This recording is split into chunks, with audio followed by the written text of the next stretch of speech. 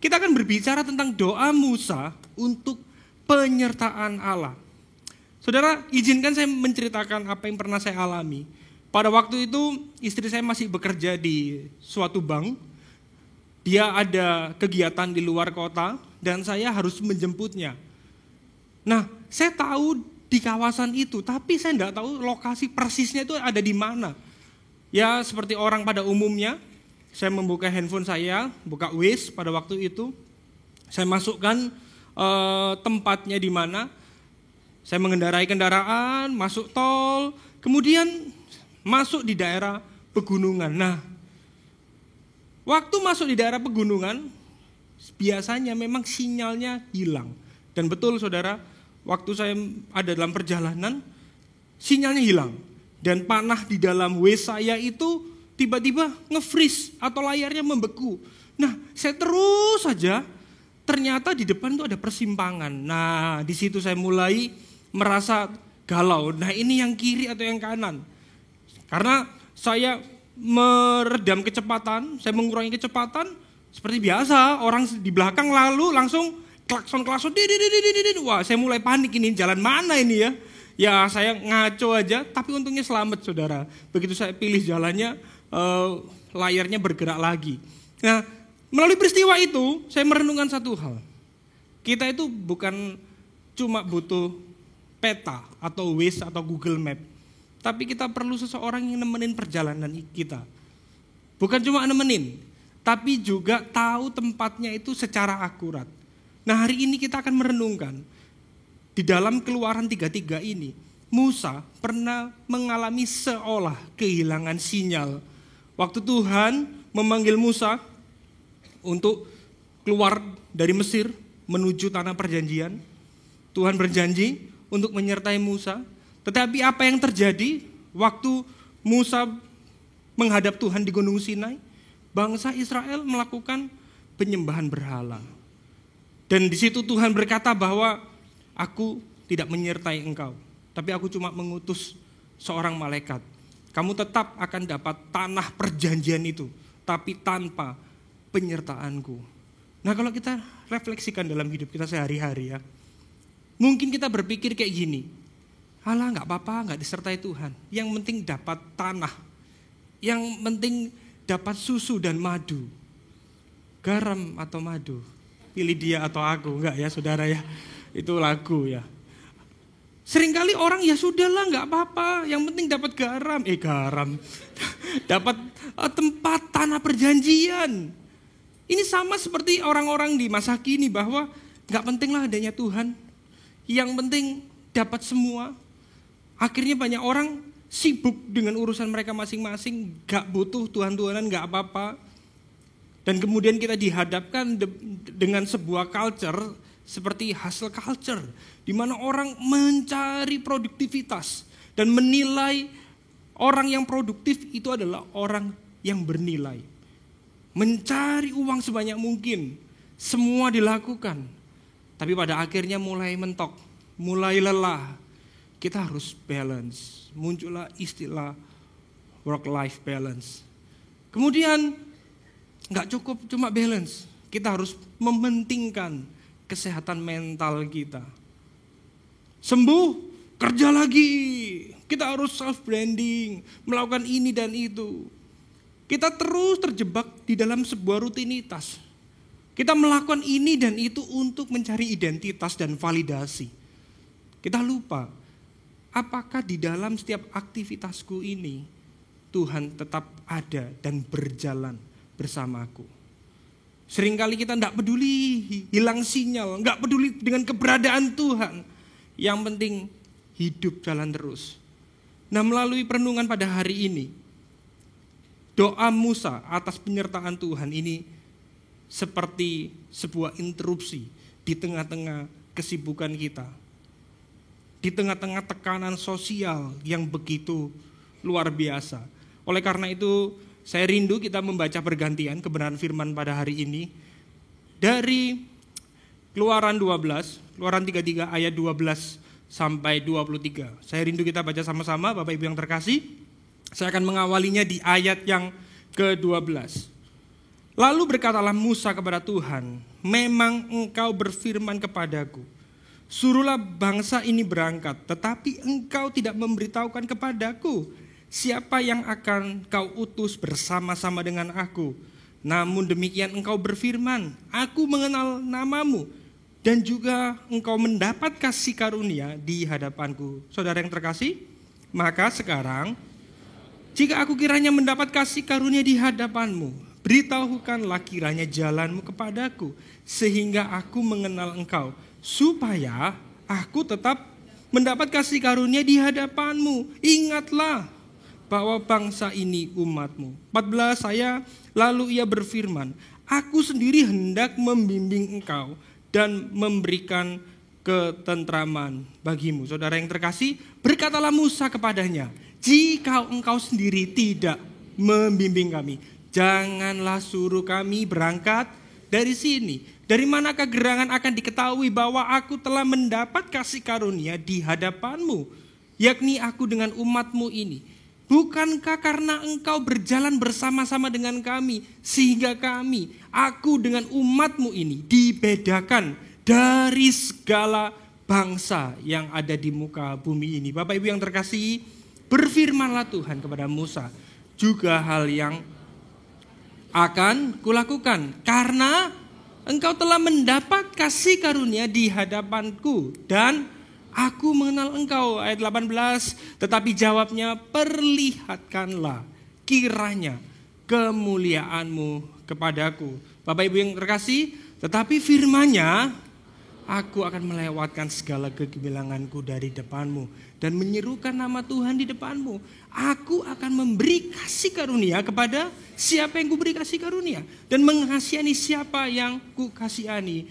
Lagi firman-Nya, engkau tidak tahan memandang wajahku, sebab tidak ada orang yang memandang aku dapat hidup. Saudara yang terkasih, berfirmanlah Tuhan, ada suatu tempat di dekatku, engkau dapat berdiri di atas gunung batu. Apabila kemuliaanku lewat, maka aku akan menempatkan engkau dalam lekuk gunung itu, dan aku akan menudungi engkau dengan tanganku sampai aku berjalan lewat. Bapak Ibu yang terkasih dalam Kristus, kemudian aku akan menarik tanganku dan engkau akan melihat belakangku, tetapi wajahku tidak akan kelihatan. Demikian jauh pembacaan firman yang kita lakukan. Berbahagialah kita semua yang sudah membaca, merenungkan, menyimpan dalam hatinya, dan melakukan di dalam kehidupan kita sehari-hari. Amin. Nah, saudara, ayat ini muncul ketika bangsa Israel ada di dalam penyembahan berhala. Tadi saya sempat singgung bahwa waktu Musa berdoa, nah bangsa Israel itu dibawa malah menyembah patung lembu emas. Dia bikin anak lembu emas itu. Tapi di sini kita melihat atas keberdosaan bangsa Israel, sebagai konsekuensinya Tuhan berkata, aku tidak mau menyertai engkau lagi. Tapi kita lihat, kalau kita pelajari ayat ini, Musa berkata pada Tuhan sebagai pengantara, Tuhan sertai kami perlu penyertaanmu, berikan kami belas kasihan. Jangan cuma ngutus malaikat, tapi kami mohon supaya engkau menyertai kami. Nah, oleh karena itu kita akan merenungkan 3 poin penting di dalam perenungan firman Tuhan pada hari ini. Yang pertama adalah lebih dari sekadar petunjuk. Yang kedua, tak akan bergerak tanpa penyertaan Allah. Dan yang ketiga, kita akan merenungkan disembunyikan dalam kasih karunia. Kita akan belajar poin yang pertama. Saya rindu sekali lagi kita membaca di ayat yang ke-13. 1, 2, 3. Maka sekarang, jika aku kiranya mendapat kasih karunia di hadapanmu, beritahukanlah kiranya jalanmu kepadaku, sehingga aku mengenal engkau, supaya aku tetap mendapat kasih karunia di hadapanmu. Ingatlah bahwa bangsa ini adalah umatmu. Nah, saudara, ketika saya mempelajari ayat ini adalah doa pertama, doa syafaat Musa yang pertama. Dia bukan minta berkat, tapi dia minta kehadiran Allah secara nyata di dalam perjalanan mereka. Kita tahu di bagian sebelumnya bangsa Israel itu disertai oleh tiang awan dan tiang api luar biasa. Tapi kali ini Musa nggak minta itu. Aku minta kehadiran-Mu Tuhan. Jadi kalau kita amati teks ini, ada yang menarik di sini. Ada kata-kata beritahukanlah jalan-Mu kepadaku. Ini bukan hanya jalan secara literal, tetapi ini adalah bentuk dari Musa minta petunjuk Tuhan. Musa minta arahan dari Tuhan, hikmat atau cara Allah bertindak di dalam perjalanan Musa. Kalau kita lihat konteks kita hari ini, kalau kita berdoa, kita itu biasanya apa yang kita cari, saudara? Musa di sini bukan ngomongin cuma minta arah atau strategi, tapi di sini jalan, maknanya adalah karakter Tuhan itu sendiri, kehendak Tuhan sendiri. Dan kita bisa menyimpulkan bahwa seperti ini, saudara. Kita tidak akan mengerti kehendak Tuhan jika kita tidak mengenal pribadinya. Amin, saudara. Banyak kita itu cuma mau petunjuk arah. Tuhan, aku pilih yang mana? Itu kelihatannya menarik. Tawaran ini menarik, kampus ini menarik, pekerjaan ini menarik. Gimana Tuhan aku pilih? Itu menarik tapi agak gray area. Gimana Tuhan? Itu menarik tapi suruh markup dikit-dikit. Gimana Tuhan jalan-Mu? Kita berdoa seperti itu baik nggak? Baik, saudara. Tetapi yang saya ingin tekankan dan ketika saya melihat teks ini, Musa tidak hanya mencari petunjuk mana yang baik, tapi dia mau kenal pribadi Tuhan. Kalau kita amati di sini, saudara, ada kata-kata sehingga aku mengenal Engkau. Mengenal ini menggunakan kata-kata yada, sama-sama katakan yada. Artinya apa? Mengenal secara intim, akrab, personal. Bukan cuma tahu Tuhan, tapi tahu karakternya. Bukan cuma tahu Tuhan itu ada. Bukan cuma tahu secara teknis atau secara kognitif. Tapi Musa rindu mengenal Tuhan secara personal. Musa rindu supaya dia tahu karakter Tuhan seperti apa. Kalau tahu karakternya, pasti tahu jalan mana yang disukai Tuhan atau jalan yang tidak disukai Tuhan. Contoh paling sederhana, saudara. Kenapa saya suka? Karena suka cari tahu apa kesukaan makanan istri saya. Karena dia istri saya dan saya mengasihi dia.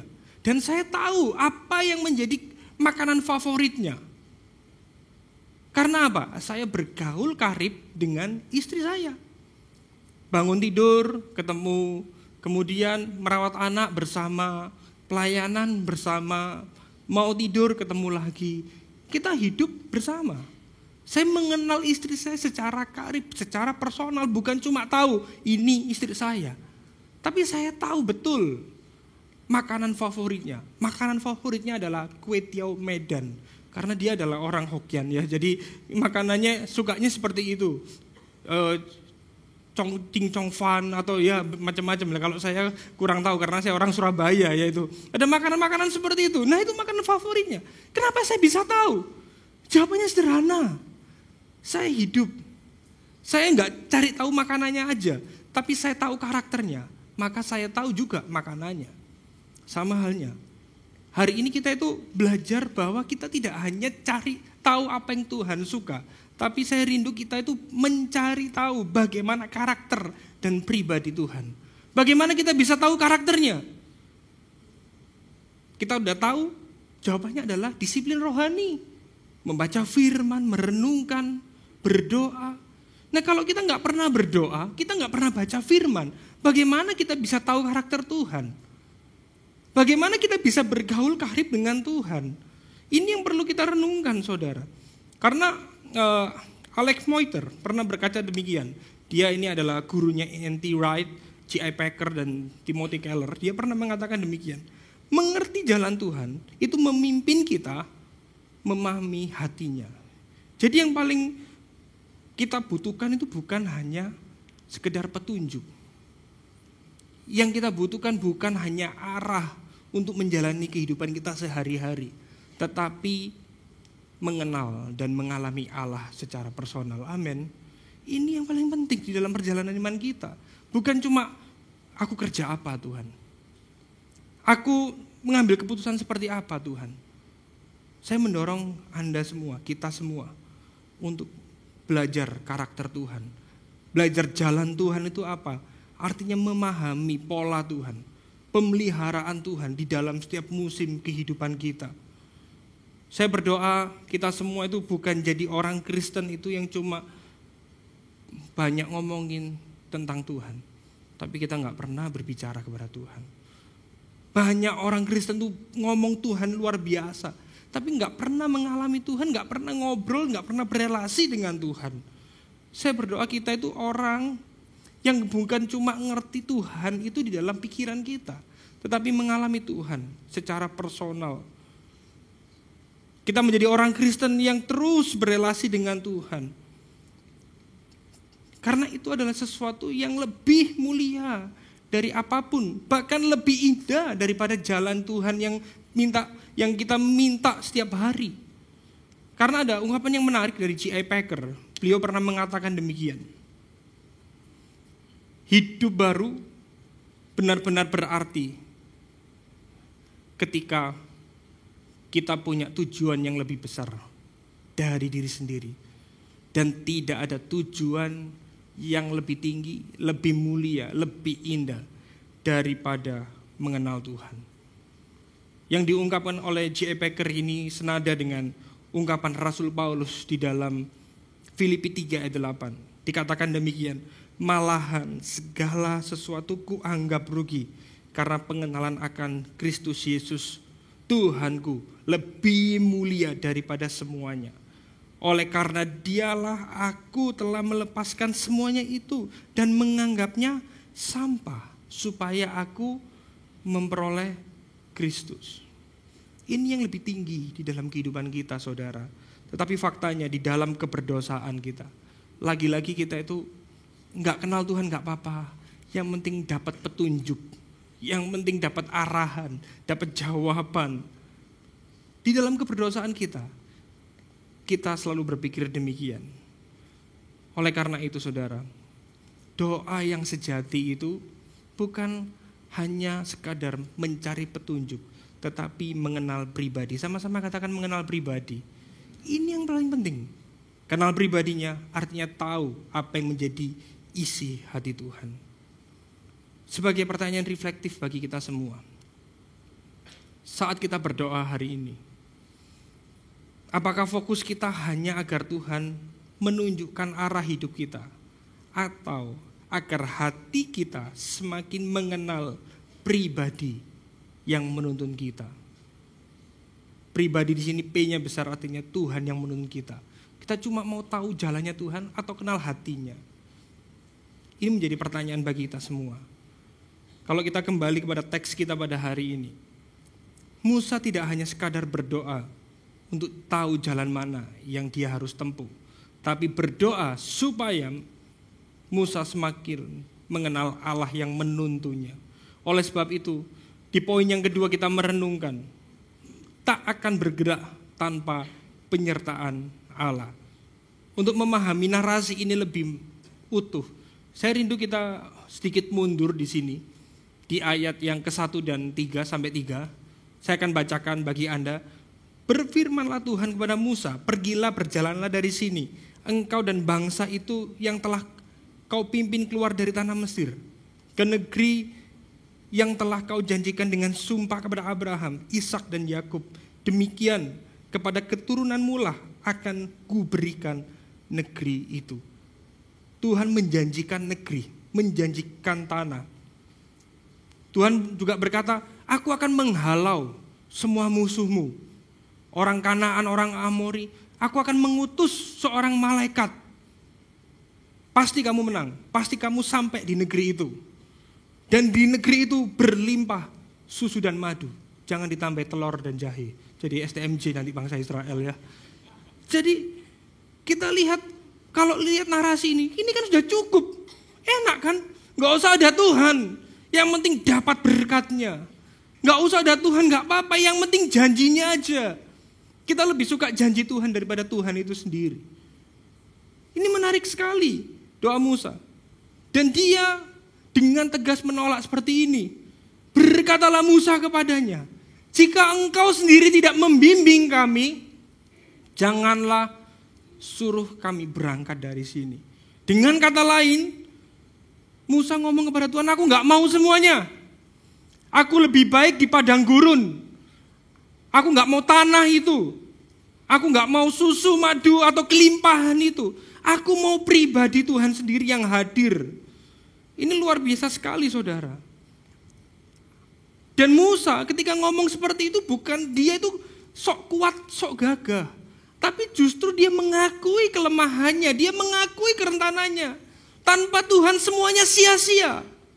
Tanpa Tuhan itu gak ada, pasti ujungnya adalah kehampaan. Di sini waktu saya mempelajari ayat ini dan saya reflektif, semakin kita kenal Tuhan, semakin kita punya relasi dengan Tuhan, maka kita akan semakin sadar bahwa kita membutuhkan penyertaan Tuhan dalam kehidupan kita. Orang yang dewasa rohani itu bukan orang yang merasa kuat menjalani kehidupan, tapi dia menyadari semuanya itu dari Tuhan, kekuatannya dari Tuhan. Apapun yang ia punya itu dari Tuhan, bukan dengan kuat gagahnya. Orang yang semakin dewasa rohani, dia sadar aku Tuhan gak bisa Tuhan. Aku butuh penyertaan-Mu, aku mau bergantung kepada Engkau. Ini adalah orang yang punya relasi dengan Tuhan.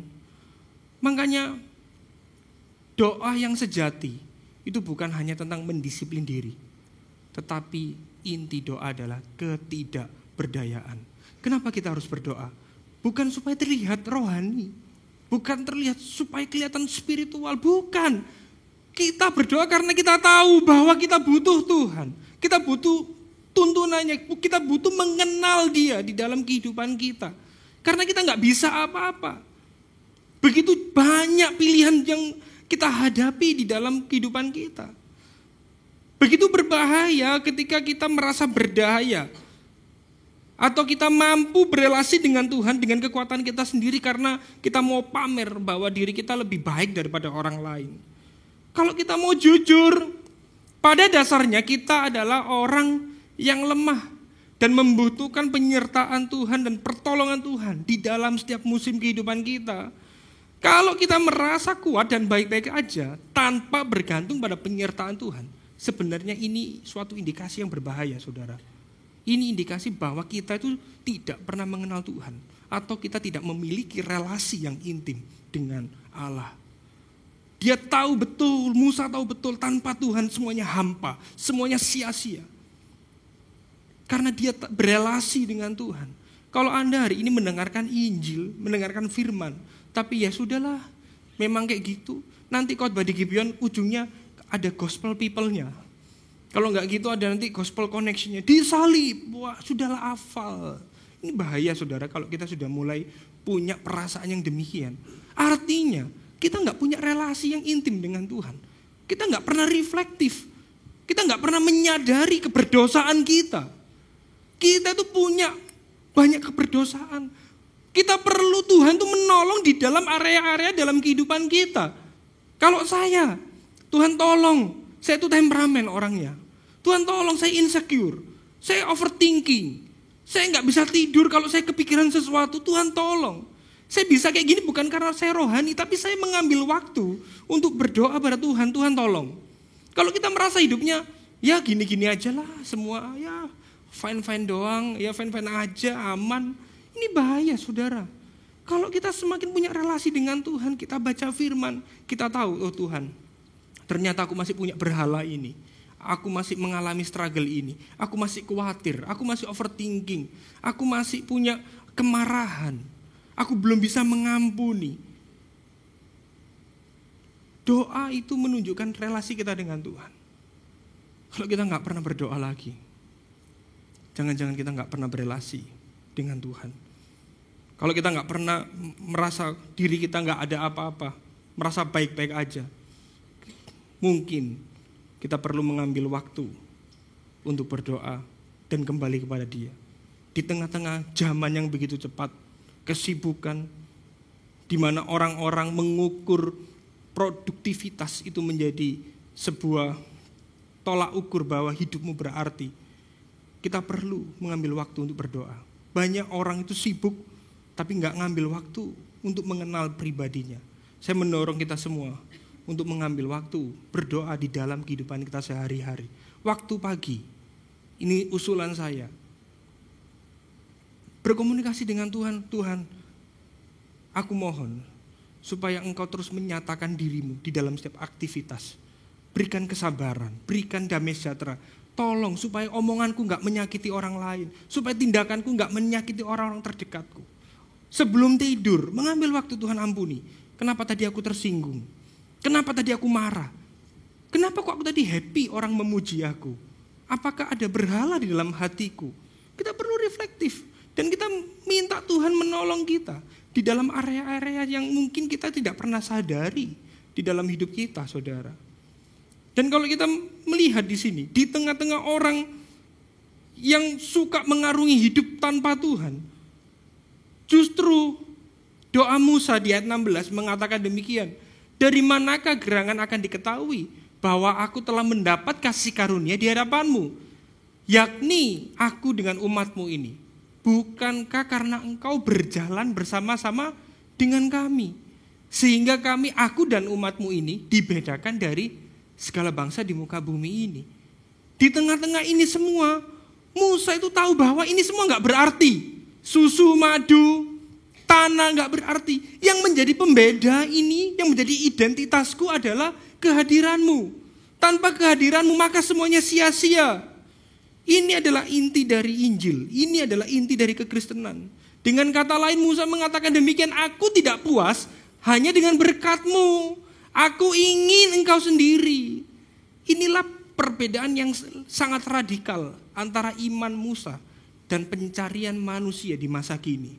Di mana manusia masa kini mencari validasi, mencari susu dan madu, dan melihat berkat Tuhan itu kalau kita itu mengalami terobosan, ini adalah wujud atau manifestasi manusia atau orang Kristen masa kini, saudara. Dan ini ironi. Banyak orang Kristen menilai penyertaan Tuhan itu dengan susu madu yang berlimpah atau berkat materi. Kalau kamu miskin, berarti Tuhan gak menyertai kamu. Kalau kamu sakit-sakitan, Tuhan gak menyertai kamu. Kalau kamu banyak mengalami apes itu bahasanya, Tuhan gak menyertai kamu. Banyak orang itu menilai penyertaan Tuhan itu dengan susu dan madu yang berlimpah. Padahal penyertaan Tuhan bukan itu, saudara. Tapi yang kita rindukan apa? Terobosan finansial, promosi jabatan, kaya raya, mimpi yang tercapai, bebas dari sakit penyakit. Itu adalah bukti penyertaan Tuhan. Tidak sedangkal itu, saudara, penyertaan Tuhan. Kalau kita mau jujur, kita perlu bertobat. Kalau kita lebih menginginkan produk dari Allah daripada pribadi Allah itu sendiri. Kita lebih suka berkatnya. Kita lebih suka produk dari Allah sendiri. Saya pun ngomong gini bukan untuk menghakimi siapapun.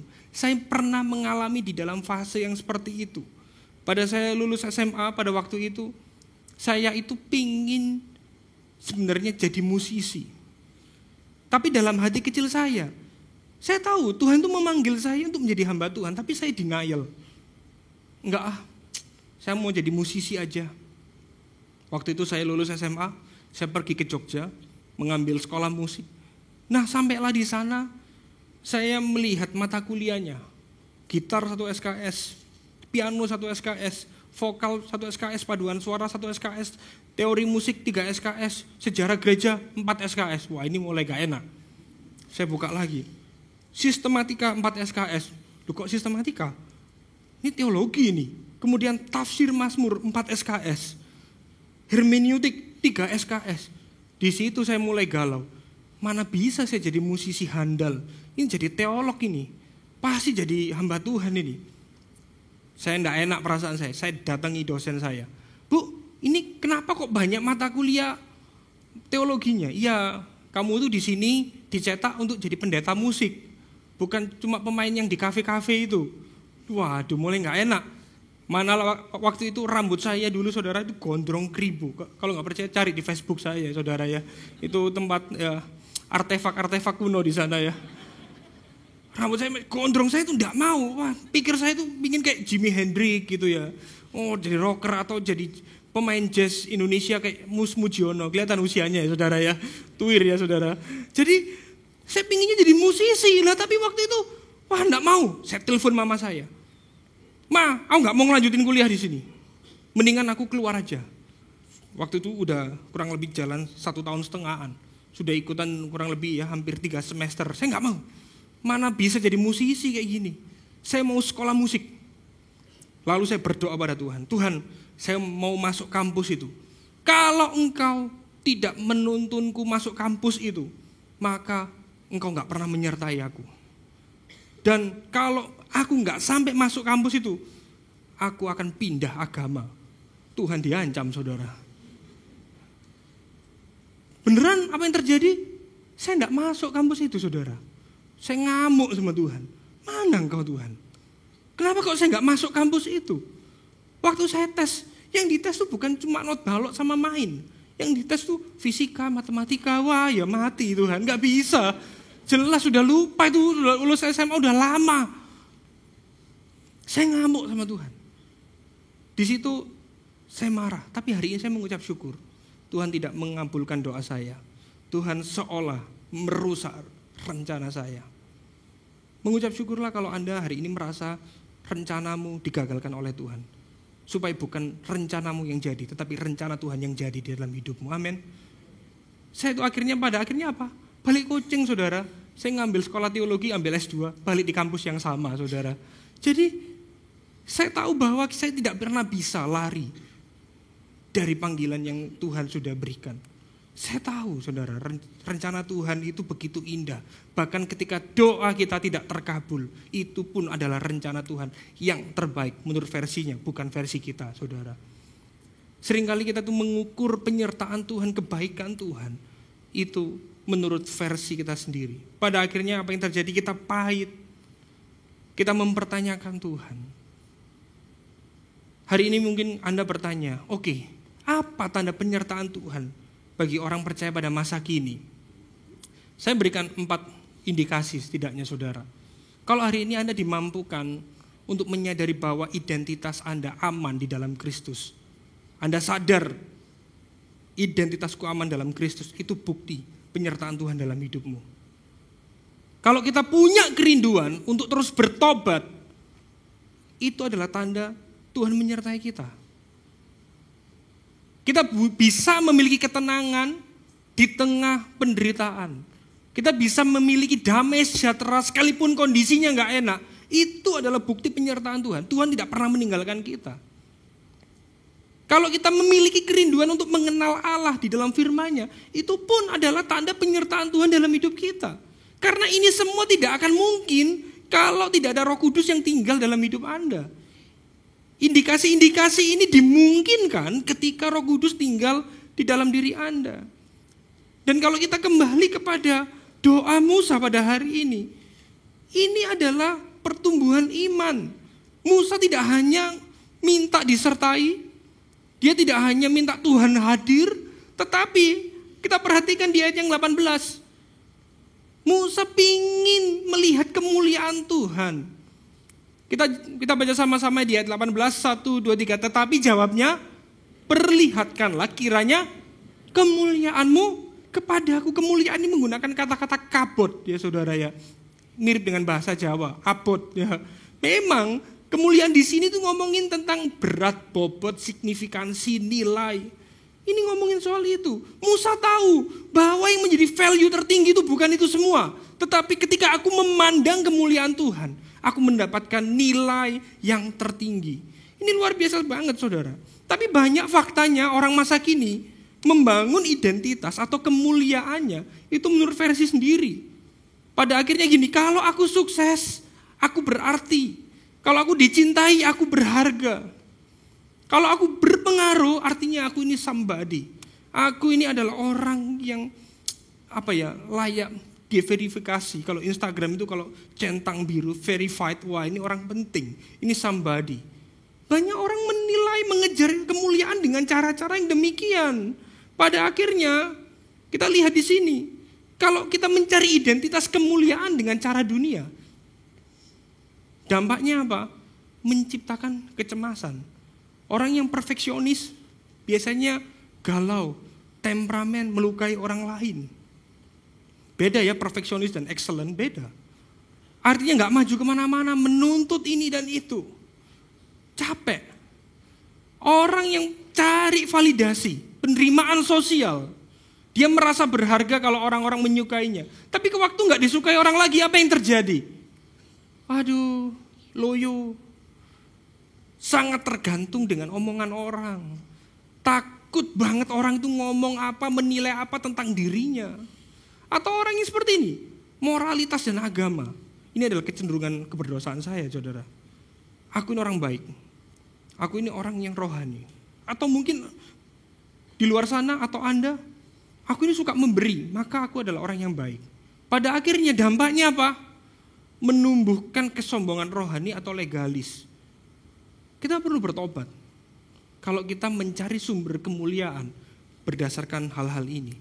Entah itu achievement, approval, atau legalisme, moralitas. Ini bisa buruk kalau ini sudah mulai melukai diri kita dan melukai orang lain. Oleh karena itu saudara, Anda jangan menganggap peran Anda itu platform yang tidak bisa tergantikan.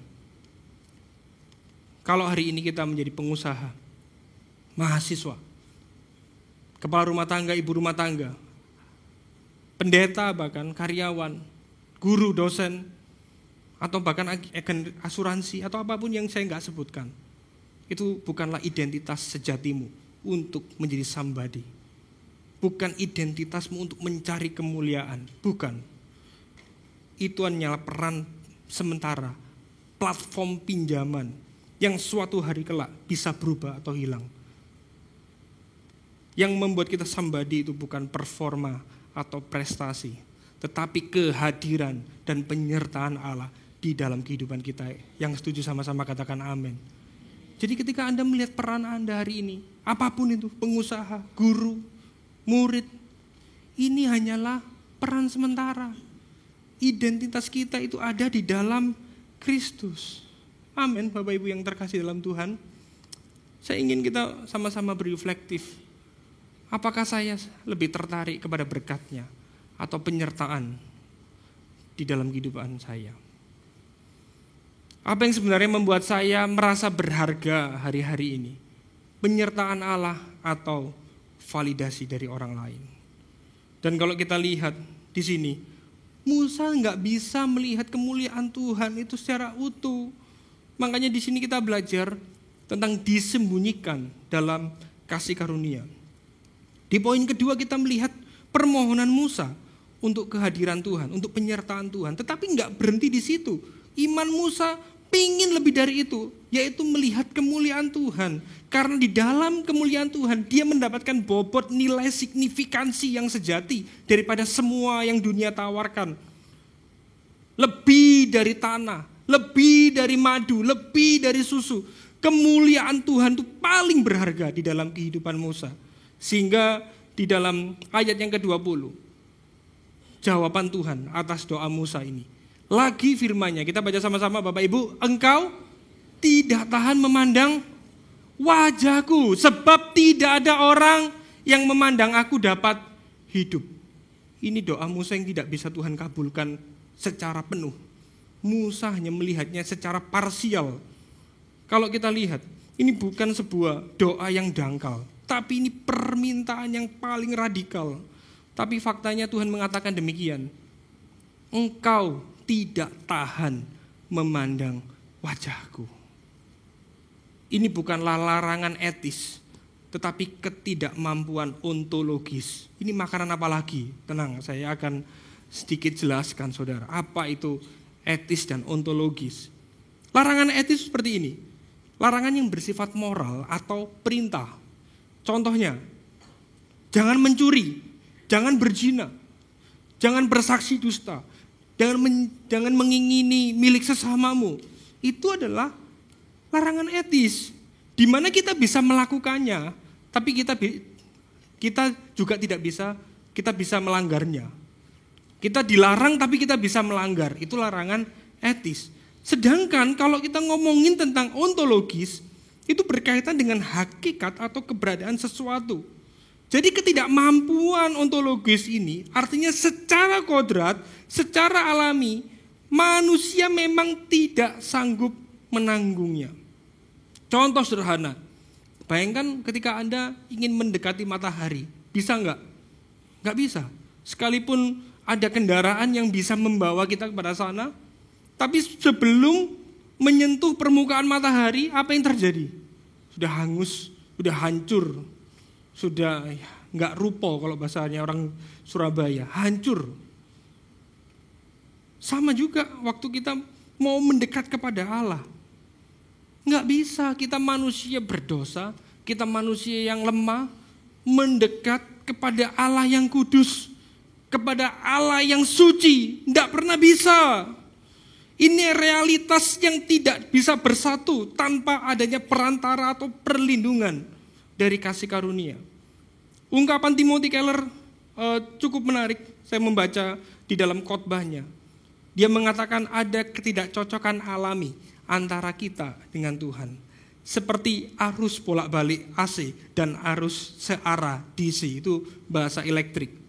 Jika asam dan basa disatukan, jika api dan air disatukan, ada ketidakcocokan alami. Waktu saya membaca artikel dari Timothy Keller, saya ingat saudara, waktu saya SD, saya tuh suka lihat orang balapan Tamiya. Saya juga suka mainan Tamiya pada waktu SD. Saya lihat, kenceng-kenceng sekali ya Tamiyanya ya, luar biasa. Kenapa kok punya aku nggak bisa sekencang itu? Gimana caranya kenceng? Oh mungkin karena baterainya. Saya ngide, seolah saya seorang ilmuwan yang jenius. Listrik rumah ini kan powernya besar sekali. AC bisa nyala, kulkas bisa nyala, semua bisa nyala. Apalagi kalau dimasukin ke Tamiya, pasti kencang, jos gitu, kilat ya. Saya melakukan sebuah eksperimen yang berbahaya, saudara. Saya buat kabel, saya buat steker itu, kemudian saya masukkan min plusnya itu di motor listriknya, saya colokkan di listrik rumah. Dan apa yang terjadi? Dor! Meledak Tamiyanya. Untung saya nggak kena apa-apa. Dan saya cuma bengong, ada apa ini? Listriknya pun mati. Saya ngomong sama papa saya, Pak, kok tadi aku nyolokin listrik ke Tamiya kok meledos bahasa Jawanya. Ya kami tuh ngawur kami itu. Itu listrik rumah itu nggak bisa arusnya, ada arus searah dan arus bolak-balik itu beda. Nggak bisa. Sekalipun powernya listrik di rumah itu gede, kamu masukin ke motor listrik atau dinamo itu nggak bisa. Harus adanya adaptor. Wah, di sini saya menemukan gospel connection, saudara. Wah, kita nggak pernah bisa mendekat kepada Allah. Yang bisa menyatukan kita, relasi kita dipulihkan. Harus ada Kristus yang turun ke dunia. Pribadi kedua Allah Tritunggal. Dia berkorban di kayu salib, di mana kasih dan keadilan Allah bertemu. Sehingga kita manusia berdosa bisa memandang kemuliaan Allah. Bisa hidup di dalam hadirat kemuliaan Allah. Ini luar biasa, saudara. Melalui peristiwa itu saya paham. Saya gak bisa menyatu dengan Tuhan kalau bukan Tuhan yang berinisiatif. Karena kita tahu bahwa Allah yang kudus dan manusia yang berdosa tidak bisa bersatu tanpa konsekuensi kehancuran. Dan inilah krisis eksistensial manusia yang paling besar. Tension di sini sangat luar biasa, saudara. Kita diciptakan untuk hadirat Allah, tetapi kita tidak dapat bertahan di dalam hadirat itu karena dosa. Dan kita lihat di sini, ada kabar baik tapi saudara. Saya rindu kita baca sama-sama, Bapak Ibu yang terkasih. 1, 2, 3. Berfirmanlah Tuhan, ada suatu tempat dekatku, di mana engkau dapat berdiri di atas gunung. Apabila kemuliaanku lewat, maka aku akan menempatkan engkau di mana? Di lekuk gunung itu. Dan aku akan menudungi engkau dengan tanganku sampai aku berjalan lewat. Ini adalah tindakan kasih karunia.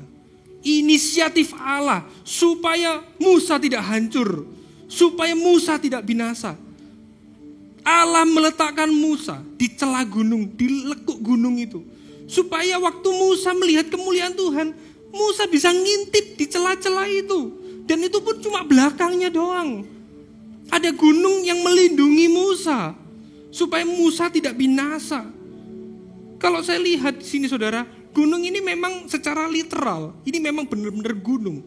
Tetapi waktu saya mencari ayat pembanding, saya merenungkan, saya berusaha menggali. Ternyata di perjanjian lama, memang gunung itu tempat perlindungan. Memang gunung itu tempat Tuhan bertemu dengan manusia. Secara ini memang bukan cuma lambang, tetapi ada makna teologis di dalamnya. Oleh karena itu saya membaca juga tulisan dari Timothy Keller. Dia menulis seperti ini saudara. Celah batu itu melambangkan kasih dan perlindungan Allah melalui Yesus Kristus. Saat kemuliaan Allah lewat, kita aman karena terlindung dalam Dia. Itulah sebabnya kita bisa mengenal Allah tanpa takut binasa. Sang gunung batu itu bukan hanya gunung batu biasa. Kristuslah batu karang yang sejati. Di mana ketika kita memandang salibnya, kita melihat kemuliaan Allah tidak binasa. Kita memandang Allah dengan damai melalui apa yang Yesus lakukan di kayu salib itu.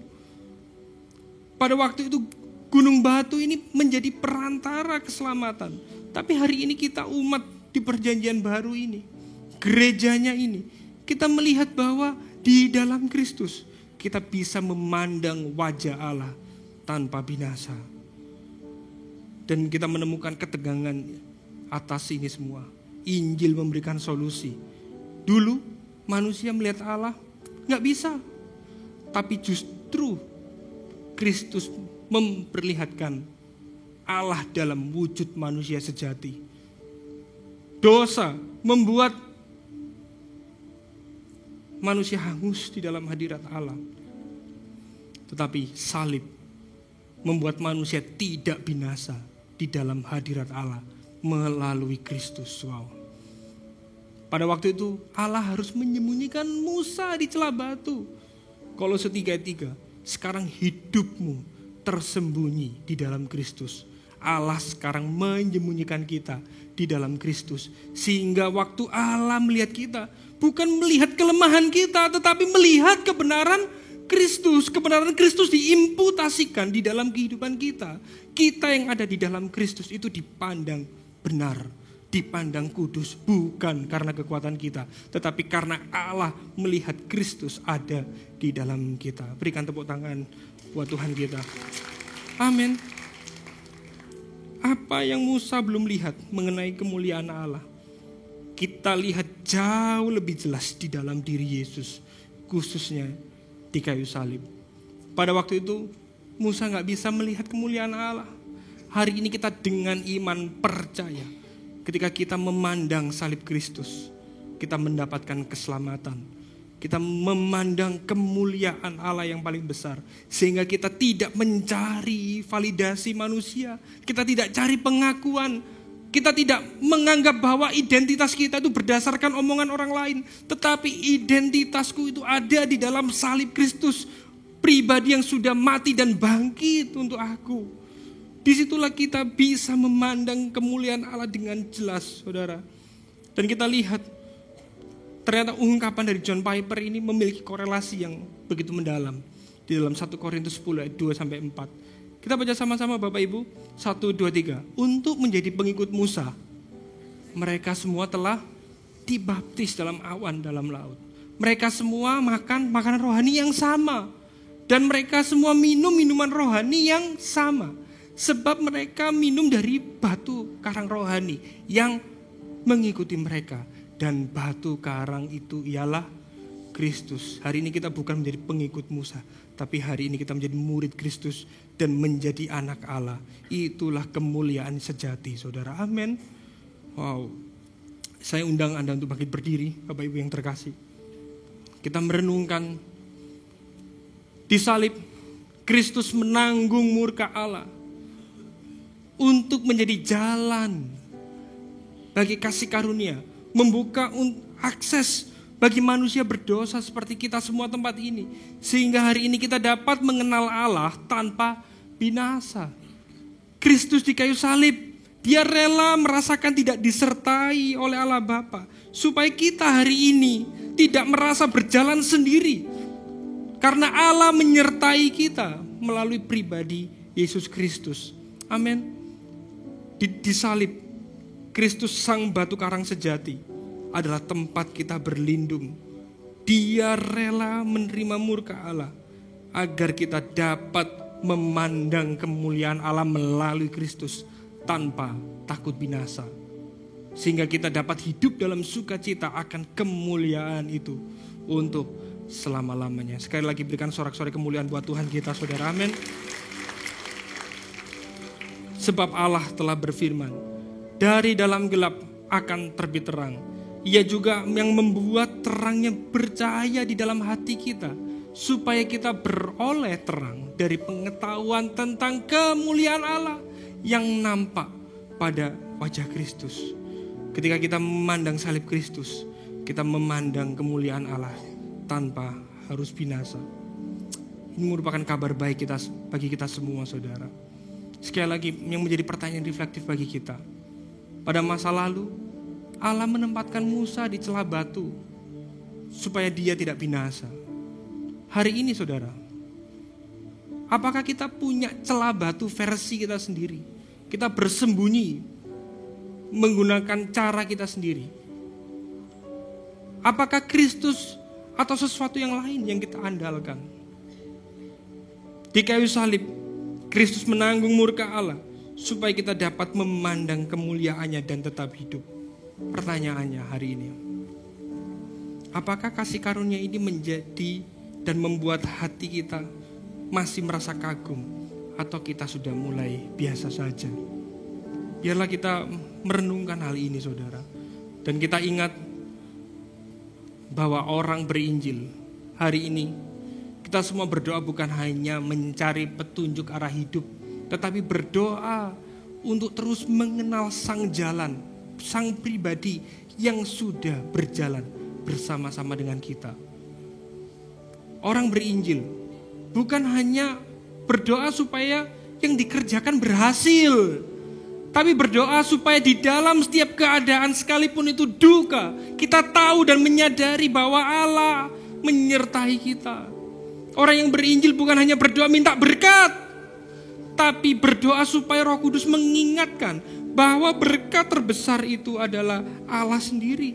Dan yang menjadikan kita itu milik Allah, sehingga kita punya identitas baru di dalam Kristus. Orang berinjil bukan berdoa untuk mendapatkan kepuasan, kemuliaan diri sendiri, tetapi berdoa supaya dimampukan untuk terus mengagumi kemuliaan Allah melalui Yesus Kristus. Amin.